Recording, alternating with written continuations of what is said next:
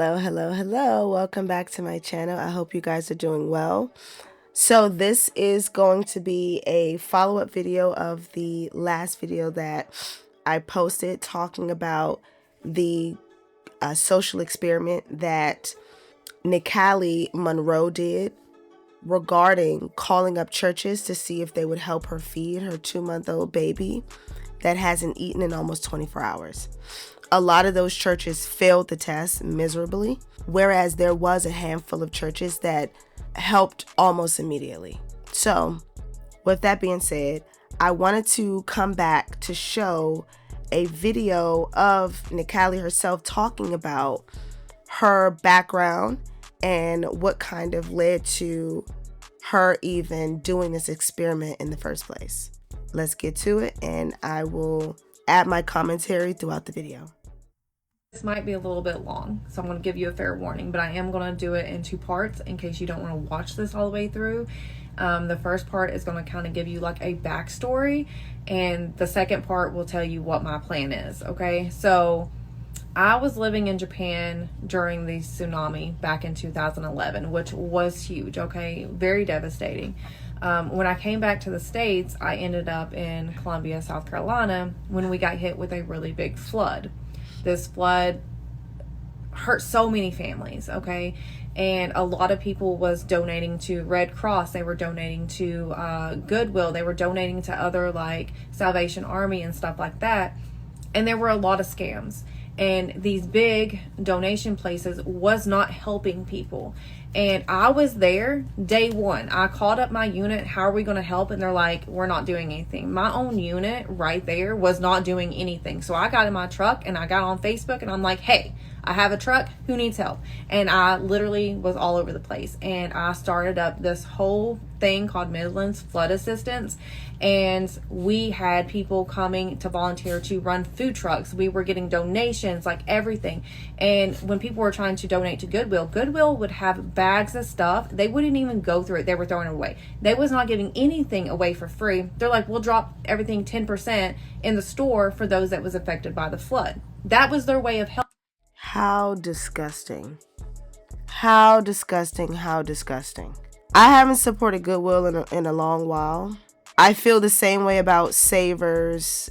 It's called Savers on the West Coast. But when I say there are so many YouTubers that have bags and bags and bags of like really nice expensive clothes that they just willfully give to Goodwill for free, not even thinking about how disgusting that organization is. They don't even understand or know that the CEO, the guy who started it, he makes millions of dollars a year in his personal salary. I honestly cannot even fathom how people can sit here and continue to put their money towards organizations like this. And there is no shortage of information talking about how not for the people these organizations are. Goodwill is one of them.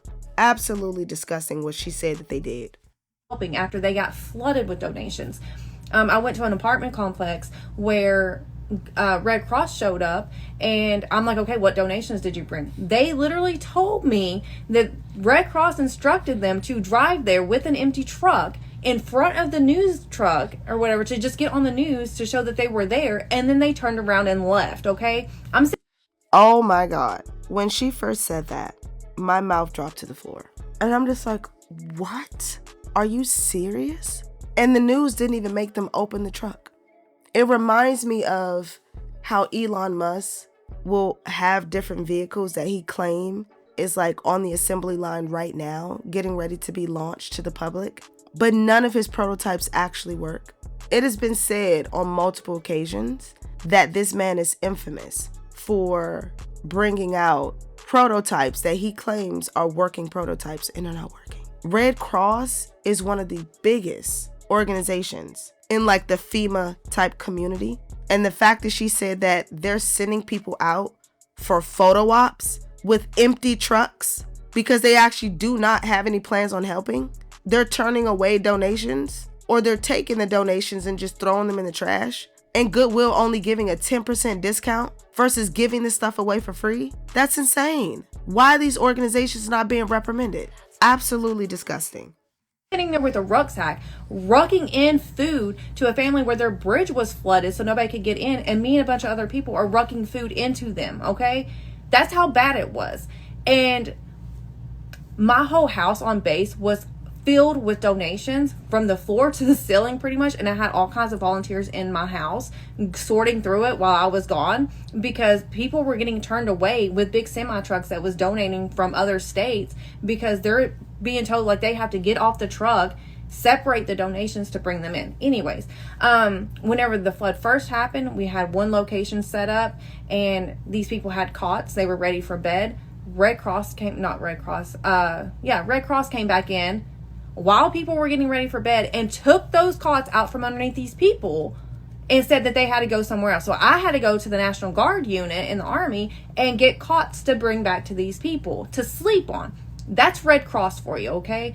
This is going to turn into a minute. So during this flood, we are seeing firsthand that these places that were getting a crap ton of money funneled into them from donations was not actually helping those in need. They were not. We were there. We saw it firsthand, okay? So in order to eliminate that and make sure that these families actually got the help that they needed, I started the Adopt a Family program, and I made sure that these families were addressed. I went into their homes. I seen, what their family needs was, what the damages were. Like, we went in, we connected with places like Lowe's or whatever, and we made sure that, they had new drywall put in. Like, we went in, was stripping out drywall. Like, we were replacing it. We had people just volunteering to do all of this. It was amazing. What happened in South Carolina with the people coming together was amazing. These organizations that people put their donations into were not helping. They were not, I'm not saying they didn't do anything, but the majority of it was us, the volunteers. And that's typically how it always is. Individual people coming left field, trying to help out as much as they can. And they tend to do more than the organizations that get paid a lot of money to do this stuff. I'm looking at the comments while she's talking. It's insane, like what people are saying. But it's this one story up here that I want to actually go back to. So this woman, or this is a man, my bad, I'm sorry, Willie, I'm sorry. So he's like, years ago, my cousin's house burned down, and I kept seeing commercials from Red Cross showing her house burning while asking for donations on the local news. She stopped by my house so I can give things she needed.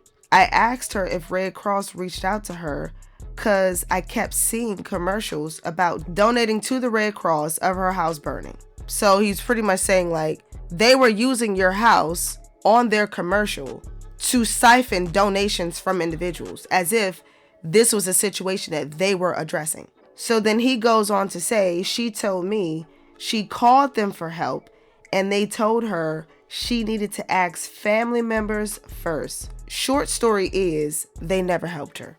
How disgusting. You sit there and use my house burning down to help promote your company's mission so that you can get donations, and you're not even willing to help me, and you use my house burning down in your commercial. Absolutely insane. The fact that she didn't sue these people is baffling to me. It's absolutely beyond me. But I'm sure for a fact this woman was probably not a white woman. Because one thing I will say about white people, if you do something like that to them, 9 times out of 10, they will sue your ass. Because that's how they was raised. They was raised to think that way. But people of color, they've been deterred for so long to run away from the justice system when they're being wronged. Because they're made to feel like they don't have any rights, or, they have to just take the punishment. It's not okay. But I'm glad more people of color are starting to get it, and they're starting to step up, and they're starting to demand the same respect that white people in America demand. That was absolutely disgusting that the Red Cross did that. And Nikali is absolutely right. It's technically always the volunteers. It's always the volunteers. Now, she was in the military, so she got to see a lot of this stuff firsthand. And that's from the perspective in which she's speaking. So it's just like, this is one of our troops who had to step up and do the job of organizations that make millions of dollars a year are put in place to do. And they couldn't even do it. She had to start figuring out a way to deter a lot of those donations from those organizations to her and other people like her that were willing to help and get this stuff to the people in need. What an amazing person. But you have pastors calling her witches and devils. Come on, man. If it wouldn't have been for us, I don't think anything that got accomplished would have been accomplished, okay? I want to take that second to say that I saw firsthand that doing the Adopt a Family program helped more than anything else. And that's connecting people that really have a need with people who really want to donate. And those that want to donate, get to pick whoever they want to help, okay? I personally adopted 3 families, and they lost everything, and I made sure that they were put into apartments. They had everything that they needed. They had their kids' clothes. They had furniture, like literally from the ground up, like they were good. So this can happen, and it can work. And it's not a nonprofit. It's not nothing, because nothing is donated to us. We don't touch any money. You directly donate to that family in need. So this is my hope. So everybody keeps reaching out to me like, I am so grateful for people like her that are boots on the ground type people, and they're willing to go the long mile and sacrifice and do whatever it takes and whatever is needed to get the thing done. So she's about to go into what she specifically feels as though could be a great resolution to start with. And I have my perspectives on what she's suggesting, and it's mainly surrounding how to make sure that the scams that will come from this, unfortunately, you cannot stop nasty, trifling bad people from being nasty, trifling bad people. So there will be a lot of scams that try to come in and take advantage of what she's trying to do in the most vile way possible. But I do have some suggestions around that. But let's hear what she has to say. Directly donate to that family in need. So this is my hope. So everybody keeps reaching out to me like, what are you going to do? Like, what is your idea of how to fix this? Well, I've thought about it, because I already wanted to do like a sober living home in my area, but this is so much bigger than just one town. I have all this attention, and I want you all to listen. Stop giving your money to organizations and don't know where it goes, okay? This is going to help, because if we make a model, a website, an app where people can submit their application to be put onto it, where it's either a single person struggling, where they're homeless, or a family, or whatever, whether it's like help with medication, housing, whatever it is, whatever your need is, to connect them with people that want to give back. Now, those people that want to give can come on, they can scroll. They can like search whether or not they want a single person, a family, disabilities, medication, like whatever, okay? You can choose to donate to them one time, or you can choose to adopt them all year round. Okay, that's helping with Christmas, birthdays, whatever their needs are, you can help. That doesn't mean you solely by yourself have to get them everything. You can easily say, hey, my family is needing this. I can't provide this to them. And you can put on to where other people know, like, hey, this family has an urgent need at the top of it, like whatever. That way they get that extra little attention if something's urgent, like they end up with like some kind of like hospital emergency, just for an example. I think this would help so much, because you don't have to worry about sending your money to Red Cross or these other places and your money just goes poof and you have no clue where it goes, okay? And we're not collecting donations. We're not taking donations. You give your donation straight to that family. It goes straight to them. I want it to where they have their bios on there, you know, pictures of their life, like their history, like whatever they want to share with you, okay? And then you can email them, you can talk to them, you can like build this personal relationship with them. I think something like this would be amazing, and I would love for it to be called Bridge of Light, because I feel like that's what this whole experiment has opened up for us, like this Bridge of Light. And I would love for anybody that knows how to do websites or apps to message me or get in contact with me, and anyone that is like a big influencer or anything like that. If anybody wants to help with this project, I would love that. I honestly feel like this could be used all over, and you can help as many people as you want. You can have help with just one family, but you're not having to worry about scams. So yeah, this is kind of just like where my head and heart is at right now. And I've used this before locally, not like everywhere, but like locally, and it worked, and people loved it, and the people that were adopted did not go without anything, and I thought that that was amazing.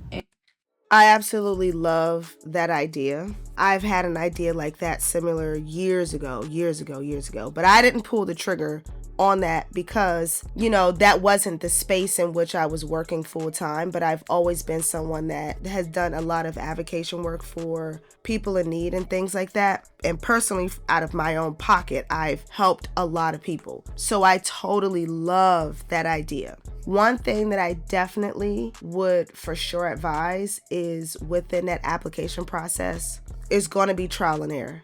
Like, it's going to be trial and error, because people with good hearts, they don't want there to be too many barricades or anything like that. And I don't think there should be. So in an app-like environment, that for sure you're going to need some type of donations to be able to host the application and to make sure that you can pay for everything that comes with the hosting of it on a server, as well as the domain and all the stuff like that. But I do think that on a voluntary level, she should be successful with being able to get at least a couple of hours a week from developers that's willing to develop their time.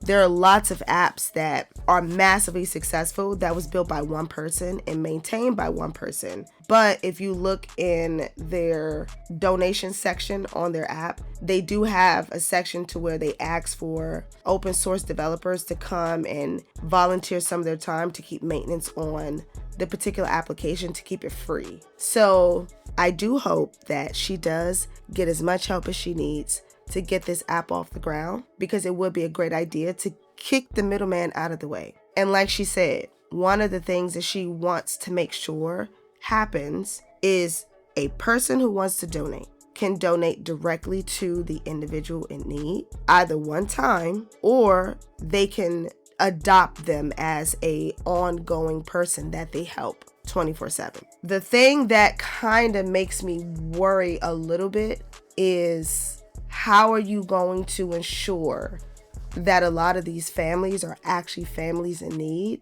and not families that are using this as a way to get free stuff so that they can keep their money in their pockets? So what's going to actually be the process in which to verify that these families and individuals are actually families and individuals in need? Because I will say, I grew up in the hood. And one of the things that was a big thing in my neighborhood was different organizations like the Salvation Army, different churches and things like that. They would come around, like, let's say during Christmas time, and you could put your child on a Christmas list. There were plenty of families that their kids did not need any of those gifts. But do you think they cared? No, they didn't. Because they just wanted to get as much as they wanted to get for their children, to make sure that their children had a lavish and very plush Christmas. Even though there were fathers involved that made quite a bit of money, that bought those kids whatever they wanted. Even though the mom herself actually had a job, a pretty good paying job, and she was able to buy her kids whatever she wanted. But that did not stop them from also putting their kids on the Salvation Army list to get a free bike, to get free clothes, to get free gadgets and things like that. That didn't stop them. That's still happening to this day. A lot of those families are in need. Most of the families are in need, but there are quite a bit of them that aren't in need. I'm a realist, and one of the things that I'll never not do is present the real perspective on situations. Because of the fact that I'm such a good person, I have to always be thinking about, how are people going to try to take advantage of me? How are people going to try to take what I'm trying to do out the kindness of my heart for granted? In this particular situation, Nikali does not have time to think about those things. But as the individuals who are going to step up and be the ones that create these platforms, and that creates the application process in which these individuals will be allowed to be put on her particular platform that she wants to create. Beautiful name, by the way, for the platform. How are you going to ensure that scammers aren't going to try to pretend like they're in need and like panhandle their way to being taken care of? Whereas people who actually really need it are now getting pushed out the way, because that person who makes really good money, that does not mind continuously sponsoring a family, they end up getting a family that actually does not need it. So that is something that I think we as a community can come together and try to help her figure out, so that we can keep this process as clean as possible. But there has to be some checks and balances to ensure that this doesn't get taken advantage of in the wrong way. So I would advise you guys, if you enjoyed this content, go check out Nikali, see what else she's talking about on her channel. She has lots of videos. If you want to volunteer to help her build out this platform, if you want to be one of the donors on the platform when it goes live, she is constantly posting videos, so go follow her on TikTok. I think she actually just created a channel on Facebook as well. Not Facebook, my bad. YouTube. If you don't use TikTok, which I also don't use TikTok. I'm only using TikTok for the sake of research. But she does have a YouTube channel where she posted some of her shorts there. So you can go on there, reach out to her, see if it's really her. She actually has an email that she just created. Let me go and find the video of her giving that email. So please, everybody, be careful with who you send money and donations to, because we have our first confirmed fake TikTok asking people to private message them on WhatsApp. Somebody had tagged me in the video, and I commented that I would double check and verify. Hasn't even been that long of a situation, and people are already trying to scam. See, this is exactly what I was talking about. It's just like, Jesus Christ, man. You wish this shit wasn't real, but I mean, what can you do? But I think in this particular one, she's going to actually give the email so you can directly contact her. So a lot of you know that I've been wanting to open up my own sober living house. I'm already a road counselor. I can't say the real word, but it's already something I know about, I'm passionate about. I did find a house in my community that is available for rent. They had it listed for $1,350, but once I told him what it was going to be for, he raised it to $2,000 a month, which I understand, but that's a lot of money. And then he wants first and last month's rent up front plus the deposit. So that right there is already $6,000. And then, you know, I would still have to furnish it and get everything ready and all that good stuff. And it's a lot of money, and get it insured. However, I do have in my bio my PayHip, which will take you to my website where I wrote a book, a self-help book back in June. But there is an option there where you can donate if you want to. It goes straight to me. It will go straight to this house and to people that are in need. It won't go to anything else. I will take you along the way to shop for everything, to open the place, everything. You will be there for the whole ride. And also, side note, I do still have a lot of patients. It's going into winter. They need jackets and clothes, socks, shoes, stuff like that. I am making an Amazon wish list because a lot of people have been wanting to help donate to them. That wish list will go straight to the clinic and will go straight to those people that are in need. And, you know, they will just come in and let us know what items they need, and they'll go to the back and they'll get, you know, the items that they are requesting. So, if you want to donate to that, you'll be able to donate to that. I'm making the list. It's just so long to make an Amazon wish list. Let me tell you. Oh my God.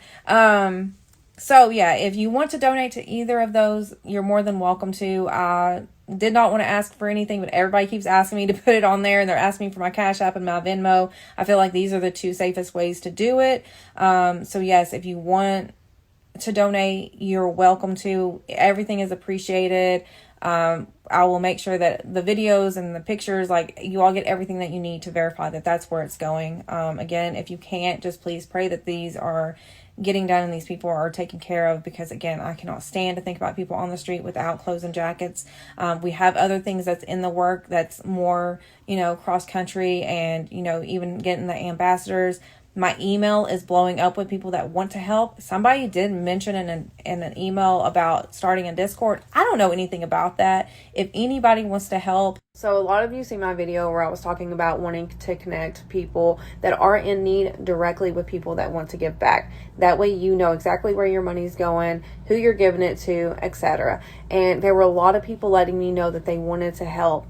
And they wanted to help with the web design or the apps, or, you know, any way that they could. However, TikTok, I have so many comments and messages that I just can't see it. So I created this email address that I would love for you all to reach me at.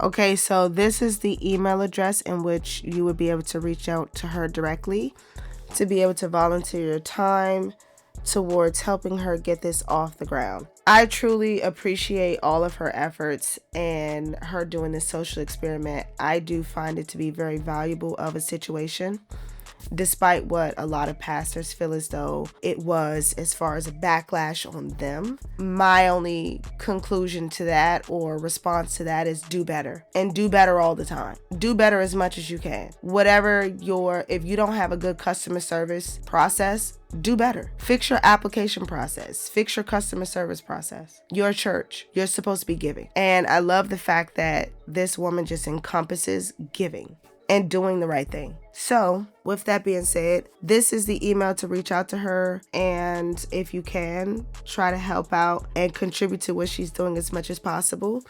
But if you can't, just send them love and prayers. And share some of her videos so that other people can see.